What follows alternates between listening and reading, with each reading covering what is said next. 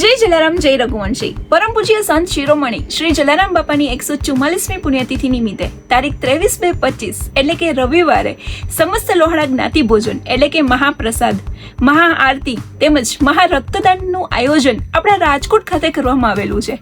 હવે આ આયોજનમાં શું નવું છે તે આપણે જાણીએ આપણા રઘુવંશી પરિવારના સભ્યો દ્વારા.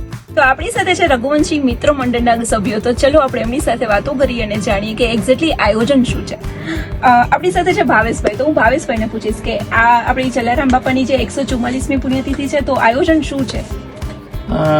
રઘુવંશી મિત્ર મંડળ રાજકોટ આયોજિત પૂજ્ય શ્રી જલારામ બાપાની 144મી પુણ્યતિથિનું આયોજન છે. દર વર્ષની માફક આ રઘુવંશી મિત્ર મંડળનું આ ત્રીજા વર્ષનું આયોજન છે. તો આ આયોજનમાં મહાપ્રસાદ, રક્તદાન અને મહાઆરતીનું આયોજન કર્યું છે. જે જલારામ બાપાના નિર્વાણ દિવસે આપણે દર વખતની માફક આ વખતે પણ આયોજન કર્યું છે. આપણી સાથે જયેશભાઈ છે. તો એમને પૂછ્યું કે સર આ વખતે 144મી પુણ્યતિથિ છે તો આ વખતે શું એવું ખાસ આયોજન છે? આ વખતે મહાઆરતીમાં ખાસ આયોજન, કારણ કે જ્ઞાતિના શ્રેષ્ઠીઓ બધા આવશે. બધા મહાઆરતીમાં બધા વડીલો, જ્ઞાતિના શ્રેષ્ઠીઓ બધી હાજરી આપશે અને મહાપ્રસાદે પણ લેશે. એટલે તે ખાસ બધા હાજરી આપે એવી અમારી વિનંતી છે. જ્ઞાતિના શ્રેષ્ઠીઓ, જ્ઞાતિના વડીલો બધા આવે અને મહાપ્રસાદનો આરોગ્ય એ મારી વિનંતી છે.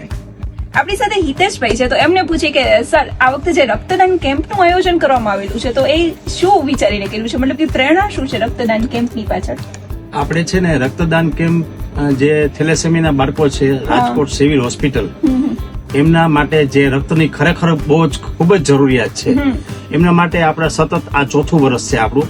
આ શ્રીમદ રાજચંદ્ર ફાઉન્ડેશન છે, એમની સાથે આપણે વિનયભાઈ સાથે જોડાયેલા છીએ. વિનયભાઈનું કામ બહુ જ મોટું છે, આ માટે ખૂબ જ સેવા કરે છે. વિનયભાઈને સાથે લઈ અને દર વર્ષે આ ચોથું વર્ષ છે. ગયા વર્ષે પણ આપણે 250 થી 300 બોટલ આપણે કરી હતી રક્તની, અને આ વખતે આપણો ટાર્ગેટ છે ઓછામાં ઓછી 600 થી 700 બોટલે આપણે પહોંચીએ. અને થેલેસેમિયાના બાળકો માટે ખરેખર આ જરૂરી છે. એક અમારી જે કેવી સંસ્થા નહીં પણ બધી સંસ્થાઓએ આગળ વધી અને થેલેસેમિયાના બાળકોને રક્ત પહોંચે સિવિલ હોસ્પિટલના, એના માટે આ એક આયોજન, સરસ આયોજન આપણે કર્યું છે અને બધા પણ આયોજન કરે એના માટે નમ્ર વિનંતી છે. આવેશભાઈ, મહાપ્રસાદનો સમય શું છે? મહાપ્રસાદનો સમય આપણે 6 વાગે લોકો હાજર થાય એટલે 6:30 વાગે આપણે આરતી કરશું. આ 6:30 થી 7ની વચ્ચે આરતી પૂર્ણ થાય. આરતી પૂર્ણ થયા પછી સીધું બ્રહ્મભોજન કરાવી અને સીધું મહાપ્રસાદ શરૂ કરશું. મહાપ્રસાદ રાત્રે 11 વાગ્યા, 10:30, 11 વાગ્યા સુધી જલારામ ભક્તો 11 વાગ્યા સુધી આવે છે ત્યાં સુધી આપણે ચાલુ રાખશું અને બધા ભક્તજનો પ્રસાદ લઈ લે પછી કાર્યક્રમ આપણે ત્યાં પૂર્ણ કરશું. હું સરને પૂછીશ કે સર આવા સામાજિક અને ધાર્મિક કાર્યક્રમો આપણે જે કરતા હોઈએ છીએ એમના પાછળ પ્રેરણા શું મળે? પ્રેરણામાં એવું છે કે અમારું જે આ ગ્રુપ છે એટલું બધું ઉત્સાહી અને પ્રેરણાજનક અમે કામ કરીએ છીએ. આની સાથે એક વસ્તુ એડ કરું હું. આ અમે કાર્ય તો કરીએ છીએ, બીજા એક અમે સુદામાની જોડી કરીને કાર્યક્રમ ચલાવીએ છીએ કે જે એવા નિરાધાર બહેનો કે એકલ દોકલ છે કે જેને અમે દર મહિને એની ઘરે એક પેલી પહોંચાડીએ છીએ કીટ કે એનું જીવન નિર્વાહ ચાલે. એટલે અમે આવા 12 જણાએ સાથે મળી અને આવું એક નાનેથી શરૂઆત કરેલી છે.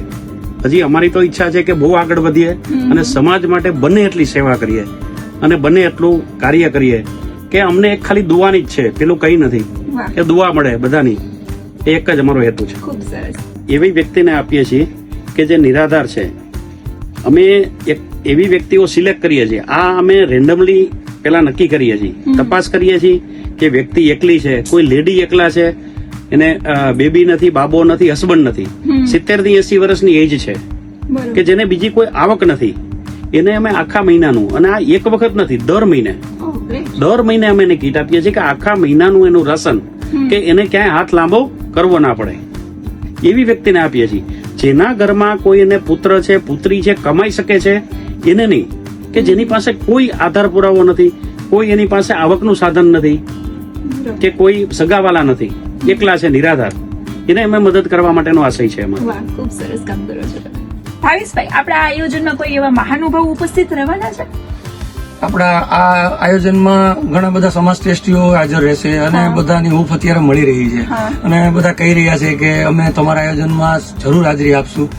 રાજકોટના સમાજ શ્રેષ્ઠીઓ, સામાજિક સેવકો જે રઘુવંશી સમાજના છે એ બધાને જે આમંત્રણ આપ્યા છે એ બધાની હાજરી આમાં ચોક્કસપણે રહેશે. સાથે સાથે હું રઘુવંશી સમાજ જે સમસ્ત સમાજ છે એને પણ રેડિયો રાજકોટના માધ્યમથી એક આમંત્રણ પાઠવું છું કે ભાઈ બાપાનો જે નિર્વાણ દિવસ છે આપણે બધા સાથે મળીને આયોજનને સુપેરે પાર પાડીએ. એના માટે તમે લોકો કામમાં જે કોઈને કામમાં સ્વયંસેવકો તરીકે રહેવું હોય તો એ પણ આવી શકો છો. સાથે સાથે મહાપ્રસાદનો બહોળી સંખ્યામાં લાભ લેજો અને જે કોઈ પણ આવશે એમને એકદમ તકલીફ વગર આ આયોજન આપણે એવું ગોઠવું છે કે એમાં કોઈ કઈ સમસ્યા જ નહીં આવે અને સરળતાથી આપણે આ કાર્ય પાર પાડી શકશું. સાથે સાથે આ આયોજનની એક જગ્યા વિશે વાત કરું તો આ જગ્યા આપણે માધાપર સર્કલ ઉપર BRTS બસ સ્ટોપની સામે દ્વારકાધીશ હાઈટની બાજુમાં કોર્નરનું જે મેદાન છે એમાં જે ગયા વર્ષે જે આયોજન આપણે કર્યું હતું એ જ જગ્યામાં આપણે આ વખતે આયોજન કર્યું છે. આનો સમય આપણે 6 વાગ્યાથી સ્ટાર્ટ કરીએ તો રાત્રે 10 વાગ્યા સુધી ચાલુ રહેશે. વચ્ચે 6:30 આપણે આરતી કરશું, 7 વાગે આપણે મહાપ્રસાદની શરૂઆત કરશું, 10 વાગ્યા સુધી ચાલુ રાખશું આપણે. અને આ આયોજનમાં લોકો વહેલી તકે આવે એવી ખાસ અમારી નમ્ર અપીલ છે. એનાથી શું થાય કે લોકો વહેલી તકે આવે તો વહેલો પ્રસાદ શરૂ થાય ધીરે ધીરે, કેમ કે ઘણું બધું સમથિંગ 40,000 ઉપરની અમારી અપેક્ષા ધારણા છે કે એટલા તો કમસે કમ પ્રસાદ લેશે જ. વધારે આવે તો અમે કોઈ આમાં પહોંચી વળશું, કેમ કે બાપાની કૃપા હોય ત્યાં કઈ ઘટતું નથી એટલે અમે પહોંચી જ જશું બધી રીતે. પરંતુ વહેલા આવે તો થોડુંક વહેલું આપણે આ કાર્યને સંપન્ન કરી શકીએ અને વિદ્યા અને શાંતિથી આરામથી આ કાર્યક્રમને આપણે સમયસર પૂર્ણ કરી શકીએ. તો હું રેડિયો રાજકોટના માધ્યમથી ફરીવાર બધાને આમંત્રિત કરું છું અને ખાસ બધા આવજો, બહોળી સંખ્યામાં પ્રસાદનો લાભ લેજો અને આ આયોજન એવું સારું પાર પડે કે આવતા વર્ષે પણ આપણે સરસ આયોજન વધારે પડતું સારું કરી શકીએ.